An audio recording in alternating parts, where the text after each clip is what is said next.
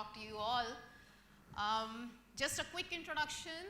So I'm not sure whether, I've been in Bangalore for like more than 20 years, and I've been in corporate banking across different banks like Citibank and Deutsche Bank and DBS. So I'm not too sure whether we interacted during any of my earlier avatars.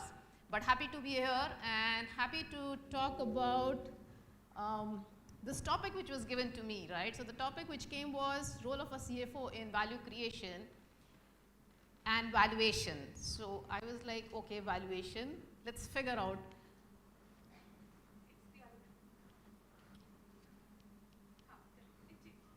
Works? Okay.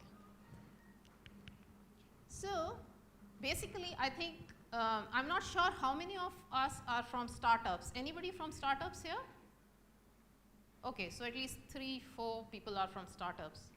How many from MNCs?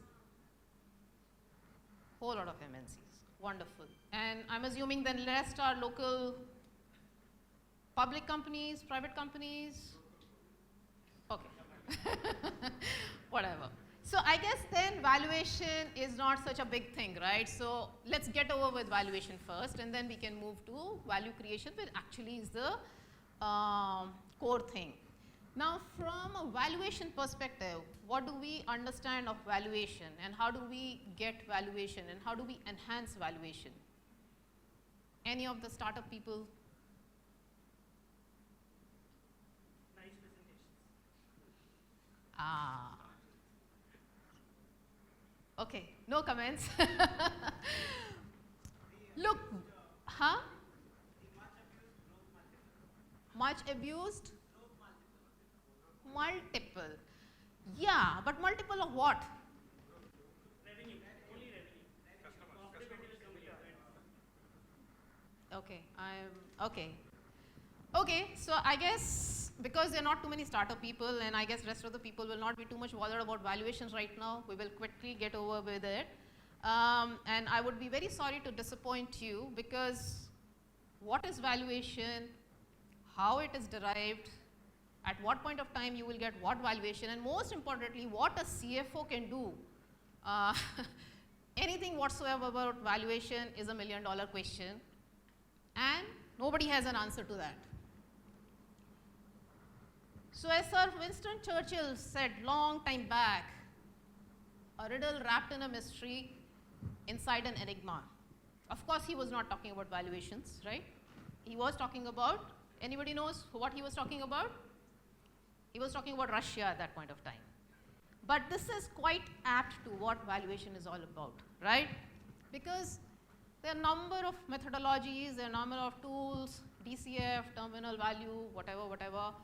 But I hate to kind of admit, as a VC person myself, there rarely is any consensus whatsoever as to what actually holds water in the long run, right? Or is a flavor of the season.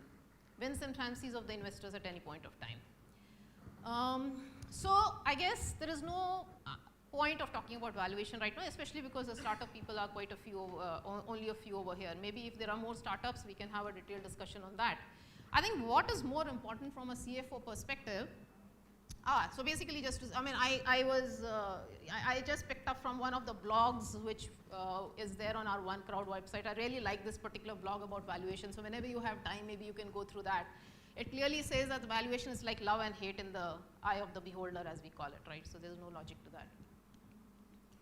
What I would really want to focus on, because I think I have only 20 minutes, is on value creation, right?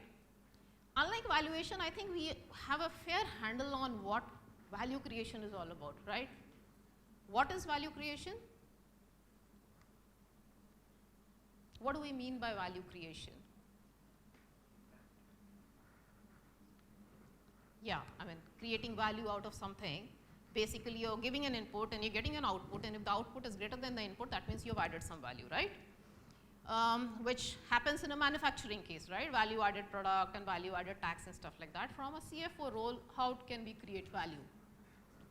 This is basically how we define, so it's not as nebulous as a valuation. There is concrete output you can see of any value creation which can be done.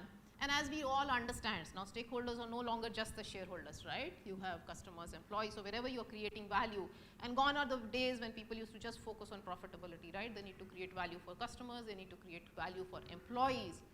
And of course, somewhere shareholders are also there who are waiting for their turn to have a good exit or get good returns on investment.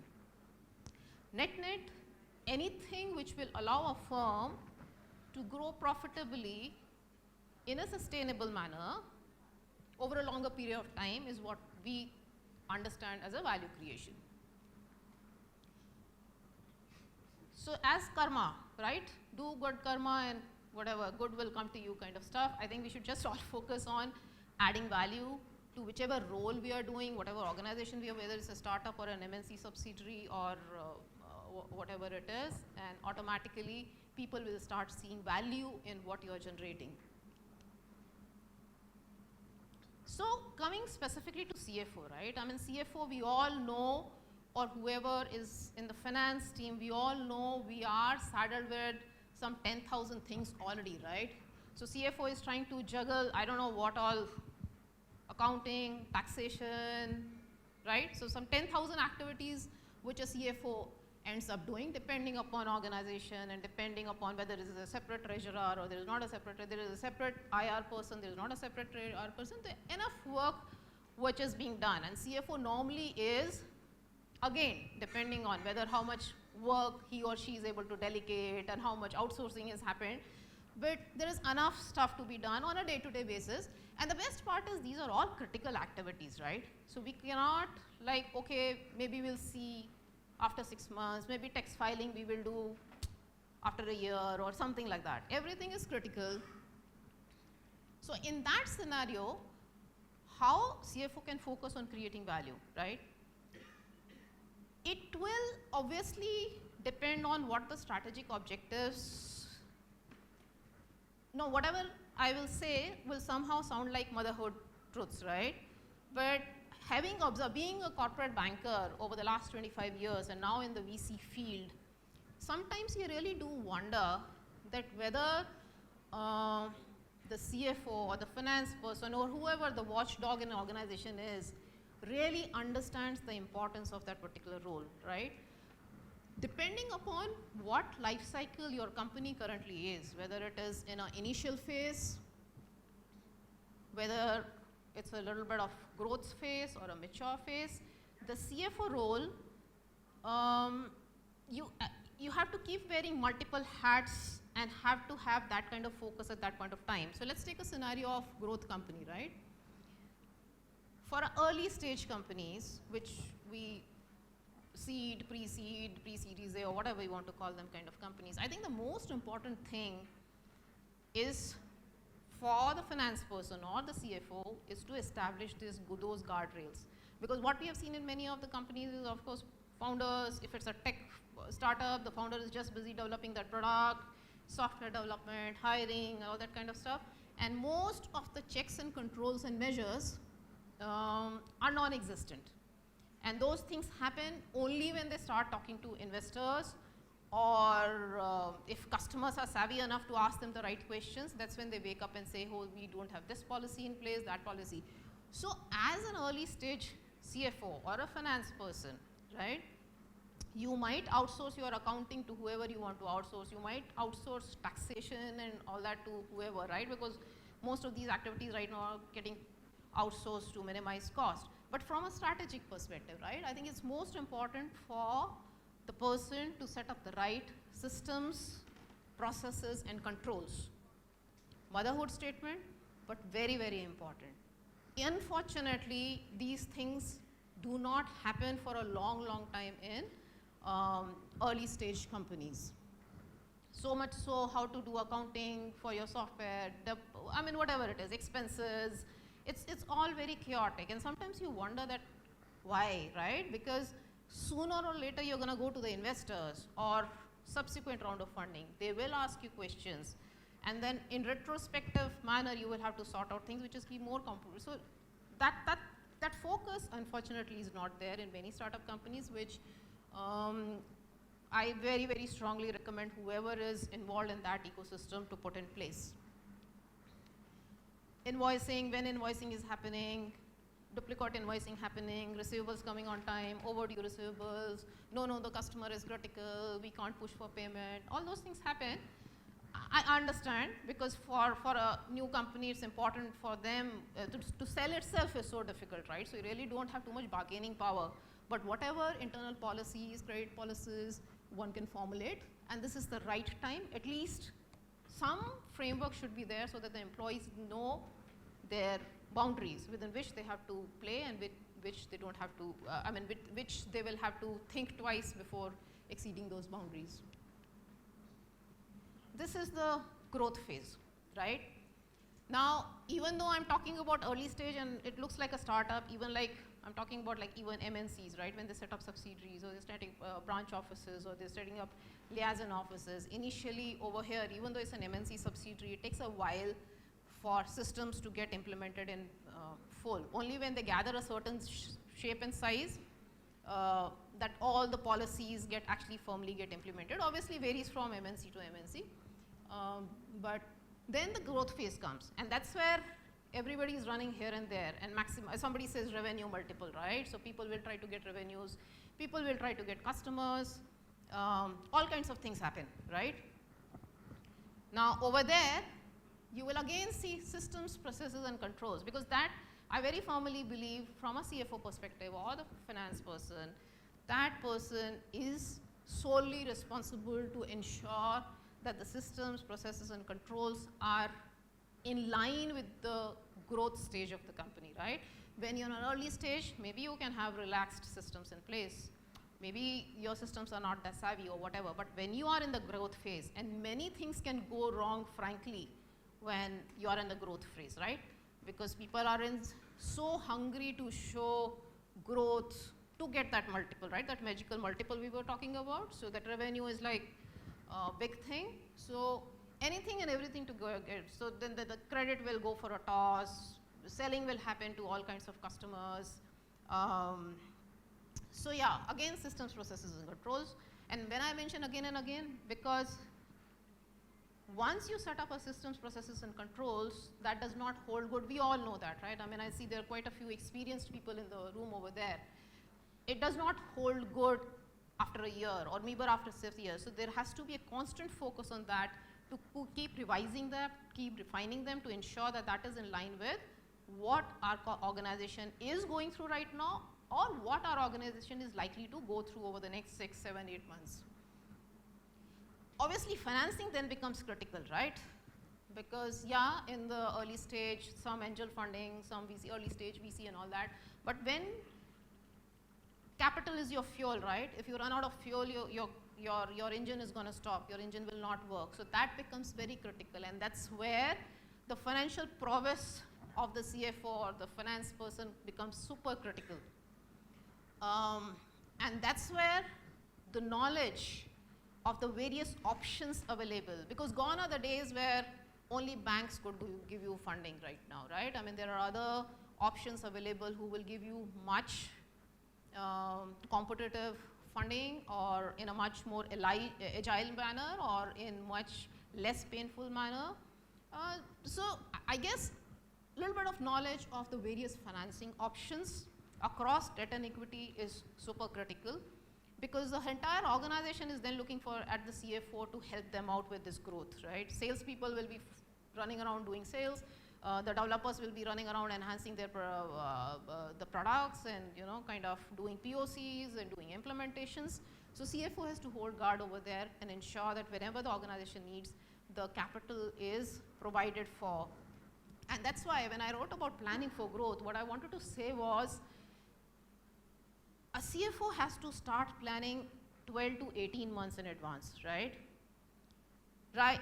We all know what's happening in economy, recession there, venture capital drying up, PE money drying up and all that kind of stuff.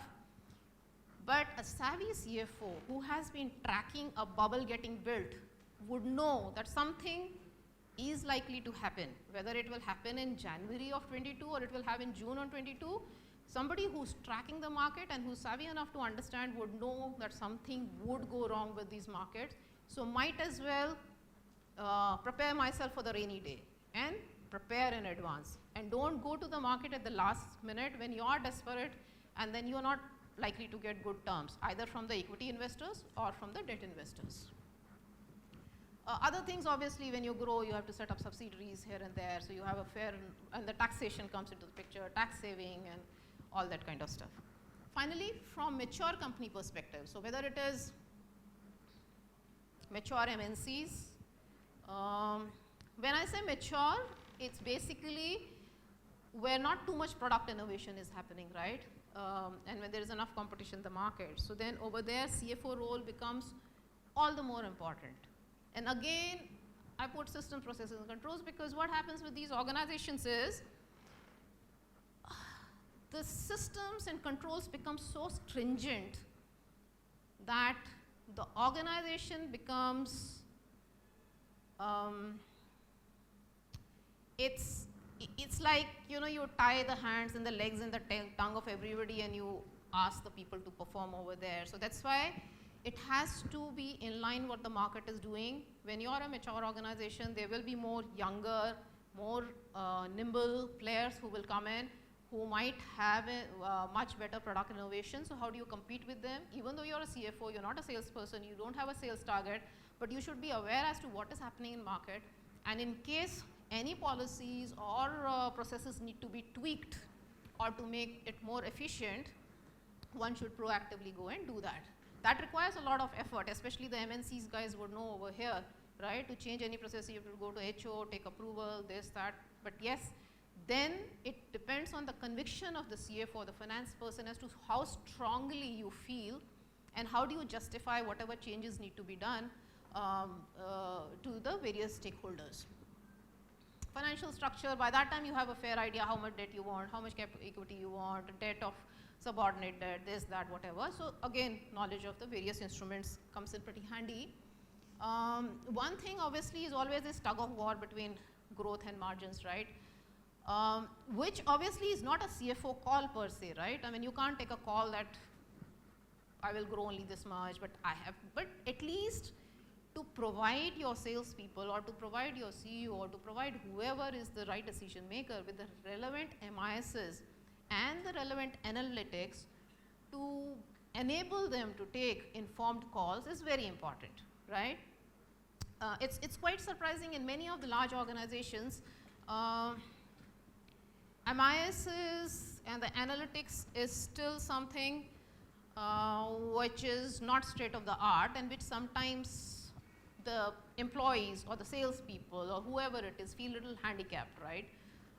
So that is something which the CFO has to define because NetNet CFO objective over there will be more of a return on equity or return on capital, whatever you want to call it, maximization. Basically, so just to kind of summarize, whichever life cycle your company is right now, right? Whether you're a finance controller, you're a CFO, whatever, but as long as you are in charge of finances of your company, very important thing. So this is common across whichever, whether it's an early stage startup, it's a Series B startup, it's a MNC, it's a whatever it is. I think because the compliances are such a big part of a CFO role, a very deep understanding of the regulatory framework.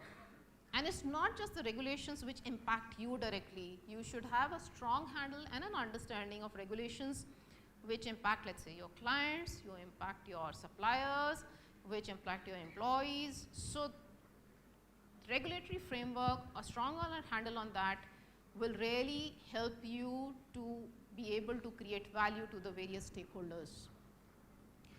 Now, upskilling we obviously have been hearing from an IT employee perspective, right? So, everybody has to learn AI, ML now, everybody has to analytics or whatever it is, machine learning and stuff like that. But I think upskilling has become part of everybody's life nowadays, including CFOs.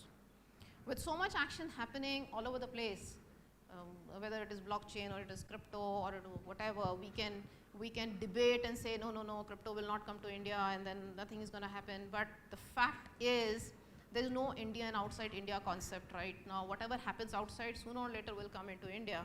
So it's better to be aware. And when I say aware, it's not just broadly be aware, okay, what is Web3 or okay, what is metaverse, but to have an in-depth knowledge about all these concepts, whether they impact your job directly or not, because it will impact your organization. And if they impact your organization, the onus will fall on you to guide your various salespeople or the product people with respect to the implications, financial implications, right? So I think the upskilling, it's traversed IT sector, it's applicable to everybody around, and especially with so much innovation happening in the financial tools and the financial structures, it's important for CFO to keep themselves abreast, irrespective of where they're working. Strategic partner, I think there was a session in the morning and I guess that would have got, so I wouldn't belabor that point too much, but yes, I think the strategic mindset is very important for CFOs. Gone are the days when you can happily tell the stakeholders, no, it can't be done, we have never done that, it's not possible, let the competition do, we will not do. All those things are not done anymore, right? So one has to be collaborative, one has to help the company grow and figure out ways and means, obviously within the overall realm of the regulations and cost or whatever it is. One is obviously the inclination to change. Many a times, yes, we understand there are regulations, there are tax laws, there is FEMA, there is this and there is that, and nobody wants to run foul of those regulations, right? But there is always ways and means of figuring out a way, right, within the overall realm of the, so that flexibility and the ability to adapt, whoever evolves survives, right? So one has to be flexible, one has to be agile in making the changes, and one should be able to convince the various stakeholders of what needs to be done at what point of time and why, and you will be able to convince others only when you are knowledgeable enough and you have the right data backing to support that. As I mentioned, processes, that's why I kept mentioning processes, controls, whatever you want to call it, there is always scope for improvement. So I think as CFOs, there is no scope to be complacent at all, right? We can never ever say that, look, our processes are the best, our controls are the best. There will always be something, and we always have to have that mindset to keep improvising what competition is doing, or forget about competition, what is the best business practice, even if somebody is not in the same industry as you, but what they are doing better, how are they reducing the SLA to the employees or whatever. So that keep an eye on what is happening around you, need not be the same industry, need not be whatever, because best business practices now are across industries, right, especially in the finance space. Another thing which I just wanted to leave with you, thought with you is basically CFOs sometimes feel driven by the stakeholders around them, right? So somebody wants to do CapEx, yeah, CapEx, get us funding. Somebody wants to hire people, yes, we need to hire, right? I think CFO as a third person, totally detached person, should be able to build different scenarios, which does not mean that we hinder the growth of the company or we try to unnecessarily give them reasons why something cannot be done, but create different scenarios, analyze them, present to the organization and or whoever the stakeholders are saying, yes, you want to do this CapEx, but I think this should be done, whatever it is, right? It need not be a passive role saying that, okay, we want 100 crores of funding, so get us funding from somewhere. Yes, our job is to get funding. We will go to the market, try to get the best possible pricing, debt, equity, whatever. We will negotiate hard, but one step back And that's where the strategic bent of mind gets involved, right? As to what is being asked is actually required or not, and that's where the actual value comes. Because raising funding is our job, but going back and actually thinking through and giving our insights and debating is where we add value. So you do different scenario analysis, we do that, right? Pessimistic, optimistic, likely, and all that kind of scenario. And most importantly, considering what is happening in the market right now, what I would like to request all our finance friends is to always be prepared for the worst. Irrespective of what the markets is telling you, what your salespeople are telling you, you know, this auto sector is a boom and EV is a boom and this will happen and that will happen. And every time people say, yeah, India is such a big market, this is bound to happen, there will be 20% growth, there will be 30%, you know, whatever. But yes, we understand, but this might not happen, this might not happen, this might not happen. And if these things do not happen, what I as a CFO, because then at the last moment company should not be running around trying to raise funding or trying to cut prices or do whatever. We as CFO and the finance think tank in the organization should always be able to handle the worst if at all it comes our way. So that's all from my side. Oh, it's already 3:40, sorry. But in case there are any questions, I'm happy to answer that.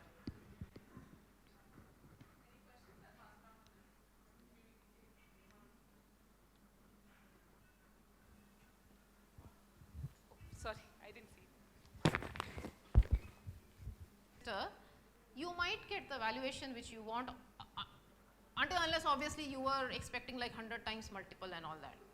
So short answer to just summarize, it depends which sector you are in, right? How strong your business case is, whether you are actually creating value or you're just creating some matrices which you thought would give you those kind of multiples which happened earlier. Then if it's a holo business, right, which earlier could have got you funding, would not get you funding. But if it's still a good business case, good, probably you're actually solving for some real need, you would get. But yeah, it will come little slow. So if the earlier investor used to sign within, I don't know, 1 month, 2 months, whatever, they will take time and then finally give you money. Right. I mean, I see most of the investors using the F word now, frugal, I mean, especially after the tweet on the 𝗃𝗹𝘂𝘁 India handle. Now, is the party over, or is this going to continue? Party is never over. Party is never over. Look, I mean, look, the unfortunate part is things are interconnected. Equity market connected to VC funding. VC funding, whatever it is, right? It's all interconnected. So it's not if equity market crashes and nothing happens to VC funds, right? Because okay, let's talk about OneCrowd, or let's talk about the crowdfunding platform, right? The same set of investors have their money stuck in equity as well, right? Now, if they are not able to get the kind of returns, or they're not able to exit those equity investments, maybe their allocation to startup or VC funding will reduce.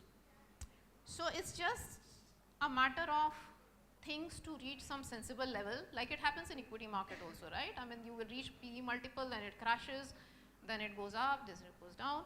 So party is never over. Party somehow, instead of happening every day, maybe it will happen only on Friday evenings, or maybe the music will not be so loud, but party is never over in financial markets. Thank you. Thanks the for being venue keeps candid. changing, the music keeps changing, the food keeps changing. But there is always money. I mean, there is money, people want to invest in I mean, I can talk about startups because I'm part of that ecosystem. But yes, people are a little careful about what exactly, that's why I talked about long-term, sustainable, profitable growth. If you are able to show that, there's no reason why people will not invest, right? Thank you. That was helpful. Thank you.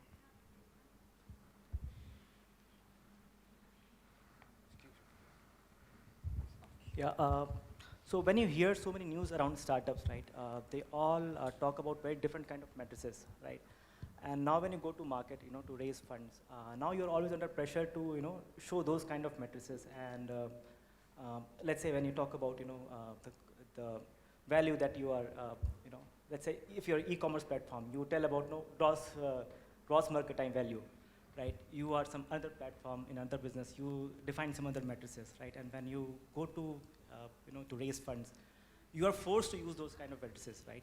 But as a finance person, you know, like, no, they don't make sense, right? You have very hard numbers in your, like these are the something that goes into reporting, right? So how, as a finance person, you have to reconcile with what is demanded? Because somehow I feel that it's driven by the VC themselves, right? They keep on promoting those numbers, and then we have to follow, right? Look, so for a moment, put yourself in an investor's shoes, right? Somebody wants to invest in your company. Why would they invest? They want to get some returns. For a VC, early stage VC, they would want to see 20 times return, right? Now how, okay, comfort on the entrepreneur, comfort on the product, all that is fine, right? But then there are other matrices besides revenues and the number of customers. Look, these are just sanity checks which people try to do. This is just VC's way or whichever investor's way of figure ki chalo yaar, I mean, entrepreneur is good, product is good, but let me try to see 1, 2, 3, 4 more things for me to get more comfort. Now, lifetime value of a customer is an important matrix, right? Because there is a CAC also, right? There is a customer acquisition cost which you are showing. If you are showing 600 rupees customer acquisition cost, you have to show a lifetime value of at least 1800 or 2000 or something, right? To make this thing. So the unfortunate part is the customer acquisition cost is concrete, right? You can figure out my Google ads, my Facebook, this thing. And now investor obviously will ask you, okay, bhai, you acquired this customer, how long will you be able to monetize and to what extent you will be able to monetize, right? Without which, how do you, because many startups unfortunately are just customer acquisition thing. We all know, right? They're just focusing customer acquisition. Without a lifetime value, then there is no value. And then, of course, then you have to make some assumptions, right? So in the same blog, we discussed Uber because obviously it was written when the Uber was getting discussed. Uber valuation, how do you do Uber valuation? Is it just number of customers or the disruption it's causing in the mobility sector? So some assumptions obviously VCs or investors will take, but they will try to take whatever data they can get from you, and more importantly to understand as to how much you have thought through your business, right? Because many a times we get decks saying that this is India, okay, forget India, they start with world, right? Because now nobody talks India. So this is the world. This is the total addressable market, we will get 10% share, and that means we will reach this much kind of revenue.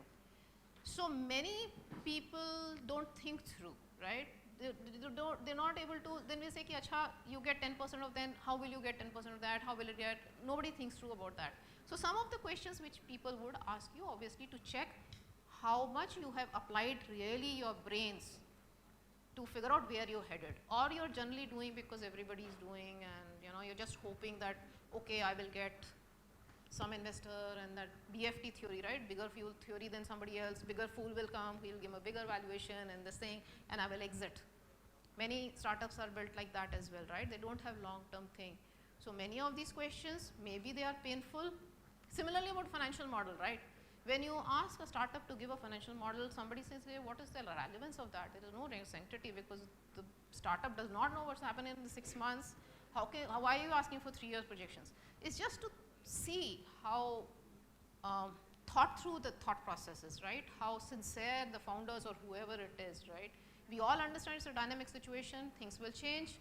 But at this point of time, how much you have applied your mind and how much you will be answerable to the investor tomorrow in case something happens. Nobody's going to catch you because things go down, It's not really your fault.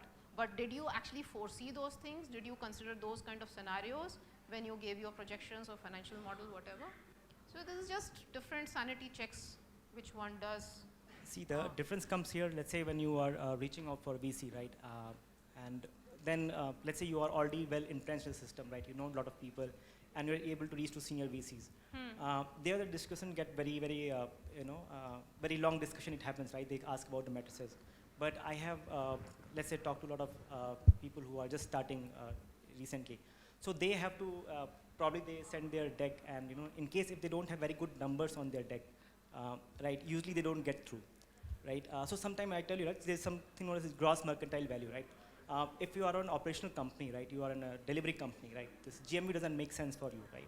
But still you need to put some numbers, some bid numbers, otherwise it usually don't get through. So that's why sometimes people, just they understand that they are not the correct matrices, but somehow they have to put it.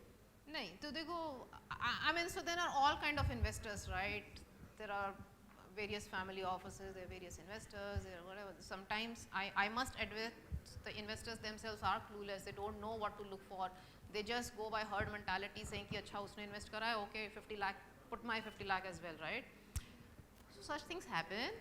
But broadly, if somebody, some VC has been in this space for 5, 6, 7, 8 years, and they have seen ups and downs, and obviously most of us who have seen our startups struggling through COVID, we realize what all can go wrong. So they would know what matrices to look for and what not to look for.